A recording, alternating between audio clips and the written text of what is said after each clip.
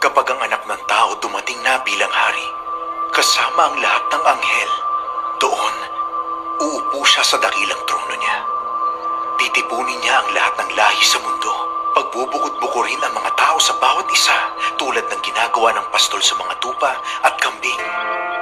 At ilalagay ang mga tupa sa kanan at ang mga kambing sa kaliwa.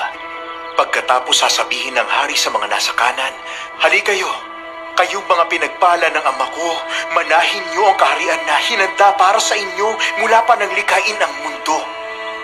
Dahil nung nagutom ako, pinakain ninyo ako. Nung nauuhaw ako, pinainom ninyo ako. Nung naging dayuhan ako, pinatuloy ninyo ako. Nung wala akong suot, binihisan ninyo ako. Nung may sakit ako, inalagaan ninyo ako. Nung nasa kulungan ako, binisita ninyo ako." Sasagot ang mga tuwid sa kanya, "Panginoon, kailan namin ginawa ang mga bagay na ito para sa iyo?"